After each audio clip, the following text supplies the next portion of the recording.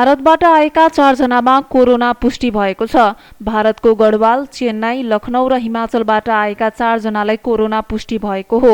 नेपालगञ्ज नाकामा बिहीबार 100 जनाको परीक्षण गर्दा 4 जनामा कोरोना देखिएको नेपालगञ्ज उपमहानगरपालिका स्वास्थ्य महाशाखाका जनस्वास्थ्य निरीक्षक तेज बलीले जानकारी दिनुभएको छ।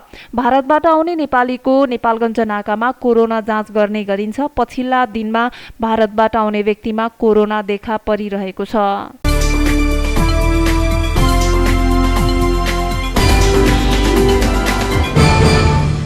नेपालगञ्जमा खोप लगाउन छुटेका बालबालिकालाई घर घरमा पुगेर खोजिँदैछ। 16 महिनादेखि 59 महिनासम्मका खोप लगाउन छुटेका बालबालिकालाई खोज्न सुरु गरिएको हो। वैशाखमा गर्ने पूर्ण खोप सुनिश्चितता तथा दिगोपना घोषणाका लागि खोप लगाउन छुटेका बालबालिकालाई घर घरमा पुगेर खोज्न थालिएको हो।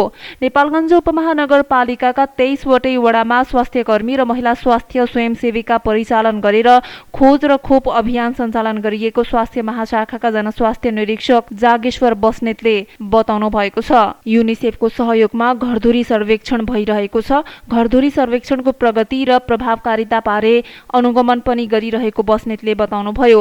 हालसम्म वडा नम्बर 3, 8, 14 र 22 मा घरधुरी सर्वेक्षणको काम सम्पन्न भएको छ। नियमित खोप छुट बच्चाहरू कारणको पहिचान र विश्लेषण गर्ने गरी कार्यशाला गोष्ठीबाटै कार्य योजना बनाइएको थियो। उक्त कार्य योजना अनुसार घरधुरी सर्वेक्षण भइरहेको छ। कार्यशाला मार्फत पूर्ण खोप कार्यक्रमका लागि महिला सामुदायिक स्वास्थ्य स्वयंसेविकाहरूको क्षमता अभिवृद्धि गरिएको छ। वडा स्तरमा वडाध्यक्षीय संयोजक रहने गरी बनेको खोप समन्वय समितिलाई अझ सक्रिय बनाएर अनुगमनका लागि उत्प्रेरित पनि गरिएको स्वास्थ्य महाशाखाले जनाएको छ। यसअघि नै पूर्ण खोप घोषणा भइसकेको नेपालगञ्ज उपमहानगरपालिकालाई वैशाखमा गर्ने पूर्ण खोप सुनिश्चितता तथा दिगोपना घोषणाका लागि कोही पनि बालबालिका खोपबाट वञ्चित नहुन् भन्नका लागि घर दैलो अभियान र सर्वेक्षण थालिएको छ। बिहीबार प्रदेश स्वास्थ्य निर्देशनालयका खोप अधिकृत दिवाकर महर्जन, युनिसेफका तथ्याङ्क व्यवस्थापन अधिकृत टेक्निकल सपोर्ट युनिटका नवीन सुवेदी, नेपालगञ्ज उपमहानगरपालिका स्वास्थ्य महाशाखाका जनस्वास्थ्य निरीक्षक तेजबली लगायतले विभिन्न वडाको अनुगमन गरेका छन्। घर दैलो सर्वेक्षणका क्रममा पूर्ण खोप लगाएको घरमा हरियो, आंशिक खोप लगाएको घरमा कालो र खोप नै नलगाएको घरमा रातो स्टिकर टाँसिएको छ।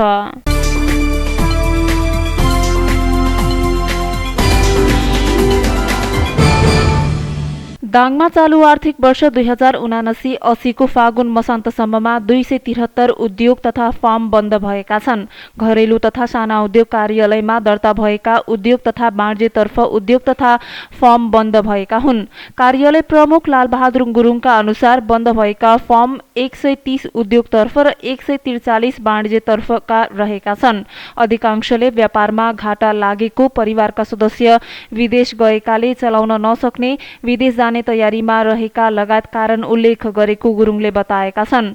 कार्यालयले बन्द गराउनुको कारण खोजी गर्न थालेको उनको भनाइरहेको छ। पहिला फार्म बन्द गर्नुको कारण मौखिक रूपमा सोध्ने गरिए पनि अहिले लिखित रूपमा नै जानकारी माग्न थालेका छौं, प्रमुख गुरुङले भने। विभिन्न समस्याले गर्दा उद्योगी तथा व्यवसायी विस्थापित हुने क्रम बढेको जिल्ला उद्योग वाणिज्य संघका अध्यक्ष टंकसिंह बुढाथोकीले बताएका छन्। कोभिड-19, आर्थिक मन्दी, घर भाडा एवं ब्याङ्कको ब्याज दर वृद्धि जस्ता कारणले विस्थापित हुने क्रम बढेको उनको भनाइरहेको छ।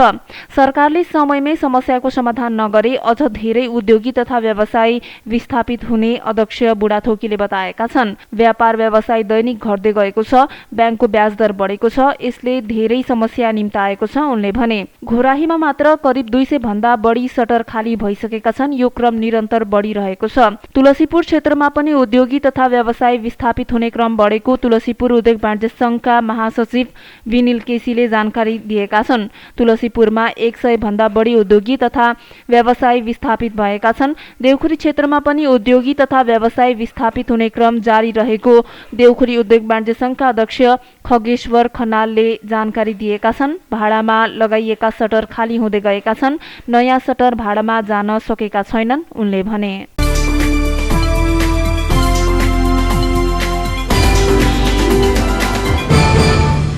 घोराही उपमहानगरपालिकाले वडा तहका जनप्रतिनिधि र टोल विकास संस्थाका पदाधिकारीहरूलाई कानुनी साक्षरता कक्षा सञ्चालन गरेको छ। उपमहानगरपालिकाको कानून मामिला शाखाको आयोजनामा जनप्रतिनिधि र टोल विकास संस्थाका पदाधिकारीहरूलाई कानुनी साक्षरता कक्षा सञ्चालन गरेको हो। स्थानीय सरकारले बनाउन सक्ने कानून कार्य सम्पादनको कार्यक्षेत्र, वडा तहबाट हुने काम, टोल विकास संस्थाको भूमिका लगायतका विषयमा अभिमुखीकरण गरिएको छ।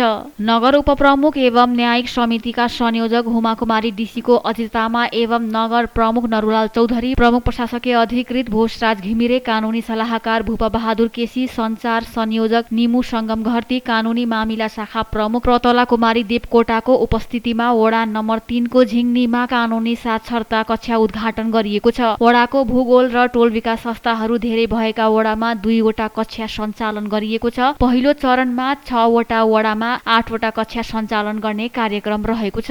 वडा नम्बर 1, 2, 3 मा 2 वटा, 4 मा 2 वटा, 5 र 6 मा कानूनी साक्षरता कक्षा सञ्चालनको कार्यक्रम रहेको शाखा प्रमुख देवकोटाले जानकारी दिनुभयो। कार्यक्रममा नगर प्रमुख चौधरीले जनताको नजिकको सरकारी स्थानीय सरकार भएकोले नागरिकहरूको गुनासो सुझावलाई मनन गरेर विकासमा लागेको बताउनुभयो।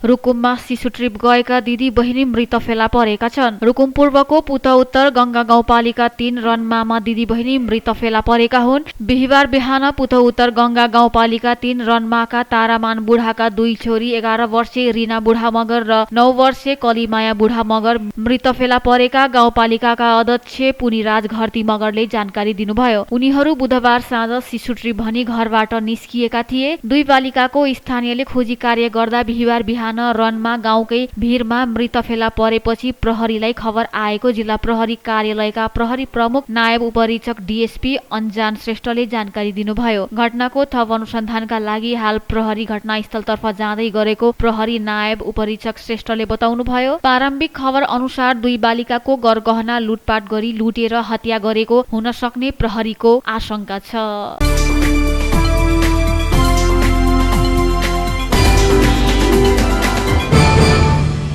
दाङको तुलसीपुरमा अटो पल्टिँदा 3 जना घाइते भएका छन्। घाइते हुनेमा अटोमा सवार तुलसीपुर 13 रनियापुर निवासी 32 वर्षीय विमला कुमारी विक, घोराही 16 निवासी 25 वर्षीय सुनिता गौतम र उहाँकी 5 वर्षीय छोरी अस्मिता गौतम रहेको इलाका प्रहरी कार्यालय तुलसीपुरले जानकारी दिएको छ। प्रहरीका अनुसार तुलसीपुर 13 रनियापुरबाट तुलसीपुरतर्फ आउँदै गरेको रा 1 4518 नम्बरको अटो आफै अनियन्त्रित भएर अम्बापुर नजिकै पल्टिँदा दुर्घटना भएको हो। घाइते 3 जनाको राप्ती प्रादेशिक अस्पताल तुलसीपुरमा उपचार भइरहेको प्रहरीले जनाएको छ। सामान्य घाइते भएका अटो चालक तुलसीपुर 13 रनियापुरका 30 वर्षीय करण शाहीलाई नियन्त्रणमा लिएर घाइतेको उपचारमा संलग्न गराएको प्रहरीले जानकारी दिएको छ।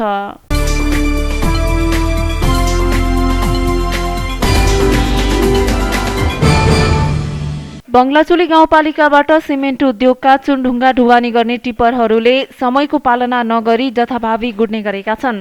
समयको पालना नगरी सञ्चालनमा आएका 7 वटा टिप्परहरूलाई बङ्गलाचोली गाउँपालिकाबाट खटिएको नगर प्रहरीले रोकेको छ।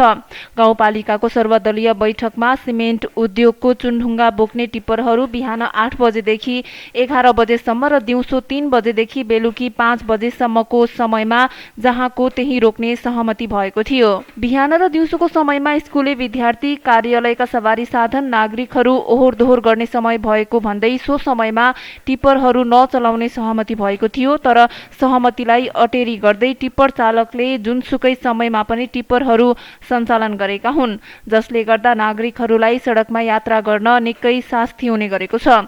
बङ्गलाचोली गाउँपालिकामा घोरारी सिमेन्ट उद्योग, सोनापुर सिमेन्ट उद्योग र सम्राट सिमेन्ट उद्योगका चुनढुङ्गा बोक्ने टिप्पर सञ्चालन हुँदै आएका छन्।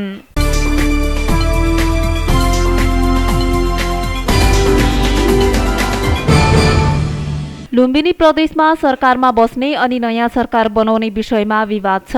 सङ्घमा राजनीतिक समीकरण परिवर्तन भएपछि नेकपा एमालेको नेतृत्वमा रहेको लुम्बिनी प्रदेशमा समर्थन गरेका सरकारमा रहेको माओवादी केन्द्र, जनता समाजवादी पार्टी र जनमत पार्टी बाहिरिएपछि सरकार अल्पमतमा छ। केन्द्रमा फेरिएको राजनीतिक समीकरणको आधारमा 8 राजनीतिक दलका 54 जना सांसदको हस्ताक्षर सहित मुख्यमन्त्रीमा कांग्रेस संसदीय दलका नेता दिलीप बहादुर चौधरीलाई नियुक्तिको माग गर्दै प्रदेश प्रमुख समक्ष दाबी पेश गरिएको छ। यो दाबी नै कानून सम्मत नभएको सत्तापक्ष एमालेको बुझाइ छ। नेकपा एमालेका सांसदहरूले प्रतिपक्षी दलहरूले विधि मिचेर फरक ढंगले प्रस्तुत भइरहेको बताउँदै आएका छन्। आज लुम्बिनी प्रदेश सभाको पहिलो अधिवेशनको 9औं बैठकमा बोल्ने प्रतिपक्षी नेपाली कांग्रेस, माओवादी केन्द्र लगायतका दलहरूले मुख्यमन्त्रीको राजीनामा माग गर्दा एमालेका सांसदले वैधानिकतामा जोड दिएको हो। नेपाली कांग्रेसका प्रदेशसभा सदस्यले अल्पमतमा परेका मुख्यमन्त्रीले संविधानका धारा उपधारा हेरेर बस्ने मात्र नभई संविधानले भने बमोजिम सदनमा प्रक्रिया अघि बढाउन आग्रह गर्नुभयो। नेपाली कांग्रेसकै धनलक्ष्मी श्रेष्ठले सरकार अल्पमतमा हुँदा पनि छाड्न नसक्नु राजनीतिक इमान्दारिताको संकट भएको बताउनु भएको छ। यता नेकपा एमालेका प्रदेशसभा सदस्यले तुलसी प्रसाद चौधरीले राजनीतिक इमान्दारिता नेकपा एमालेले मात्रै लिनुपर्ने हो भन्दै संसदमा प्रश्न गर्नुभयो। अस्ति मात्रै सरकारमा रहेर अहिले राजीनामा गरेका मन्त्रीले सवारी साधन लगायतको सुविधा लिइरहने, यहाँ इमान्दारिता देखाउनु पर्दैन। मुख्यमन्त्रीलाई 1 महिनाको सुविधा छ, सो अवधिमा कानून अनुसार उहाँले विश्वासको मत ल्याउनुहुन्छ। वैशाख 10 गतेको निर्वाचनपछि पुनः राजनीतिक समीकरण परिवर्तन हुने भन्दै उहाँले प्रतिपक्षी दलहरूलाई सरकार बनाउन र मन्त्री हुन हतारो नगर्न समेत आग्रह गर्नुभएको छ।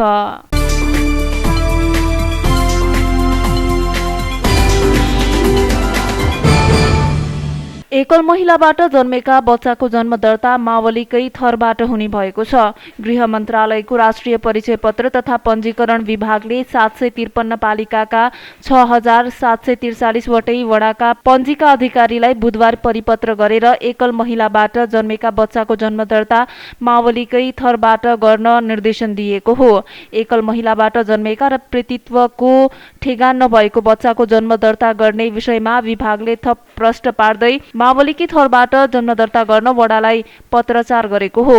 विवाह अघि जन्म भएको तर पितृत्वको ठेगान नभएको बच्चा भएको एकल महिलाले विवाह गरी बच्चा सहित पतिको ठेगानमा सँगै बसेको भए ती बच्चाको मावलीकै थर राखी आमाको हालको स्थायी ठेगानामा जन्म दर्ता गरिदिने विभागको परिपत्रमा भनिएको छ। यस्तै विवाह अघि जन्म भएको तर पितृत्वको ठेगान नभएको बच्चा भएको एकल महिलाले विवाह गरी पतिसँगै बसेको तर बच्चा मावलीमै बसेको भए मावलीकै थर कायम गरी मावलीकै ठेगानमा आमालाई सूचक राखी जन्म दर्ता गरिदिन पनि विभागले निर्देशन दिएको छ। विभागको निर्देशन अनुसार बाबु पत्ता लागेको अवस्थामा मावलीको थरबाट पाएको जन्म दर्ता रद्द गरी नयाँ जन्म दर्ता लिन पाउनेछन्।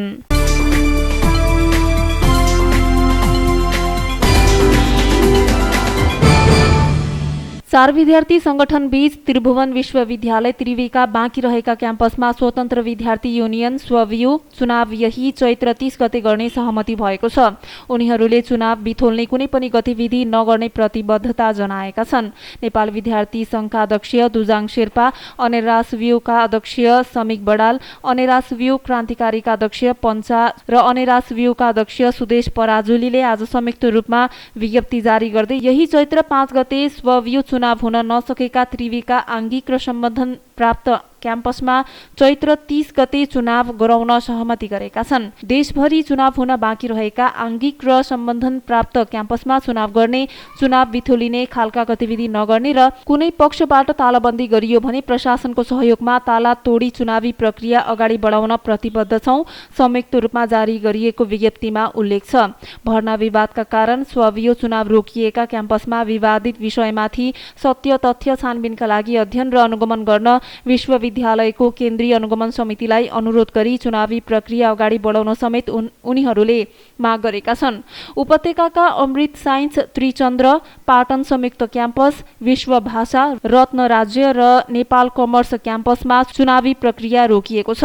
यस्तै उपत्यका बाहिर Prithvi Narayan campus, Pashchimanchal engineering campus, Pokhara nursing campus, Thakur Ram Bahumukhi campus Birgunj, Birendra Bahumukhi campus Chitwan, Chitwan engineering campus र सिद्धनाथ बहुमुखी क्याम्पसमा चुनाव गर्न बाँकी छ।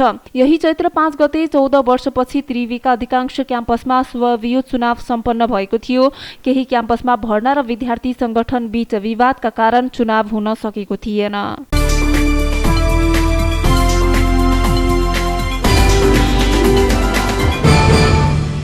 सरकारले प्रत्येक स्थानीय तहलाई स्वयंसेविका समिति गठन गर्न निर्देशन दिएको छ। स्वास्थ्य तथा जनसङ्ख्या मन्त्रालयले प्रत्येक स्थानीय तहलाई स्वयंसेविका समिति गठन गर्न निर्देशन दिँदै त्यसको लागि स्वास्थ्य सेवा विभाग, नर्सिङ तथा सामाजिक सुरक्षा महाशाखाले पत्र जारी गर्दै सम्पूर्ण स्थानीय तहलाई उक्त प्रक्रियामा समन्वय गर्न निर्देशन दिएको छ। सबै स्थानीय तहलाई निर्देशन दिएको पत्रमा भनिएको राष्ट्रिय महिला सामुदायिक स्वास्थ्य स्वयंसेविका कार्यक्रम रणनीति 2067 पहिलो संशोधन 2076 को अनुसूची 4 र 5 ले व्यवस्था गरे बमोजिमको प्रदेश स्तरीय महिला सामुदायिक स्वास्थ्य स्वयंसेविका समिति तथा स्थानीय तहमा महिला सामुदायिक स्वास्थ्य स्वयंसेविका समिति गठन गर्नुहुनुका साथै प्रदेश मन्त्रालय, स्वास्थ्य निर्देशनालय, स्वास्थ्य कार्यालय, स्थानीय तह र माथतको स्वास्थ्य संस्थामा समेत राष्ट्रिय महिला सामुदायिक स्वास्थ्य स्वयंसेविका कार्यक्रमको फोकल पर्सन तोकी बुझाउनु भनिएको छ।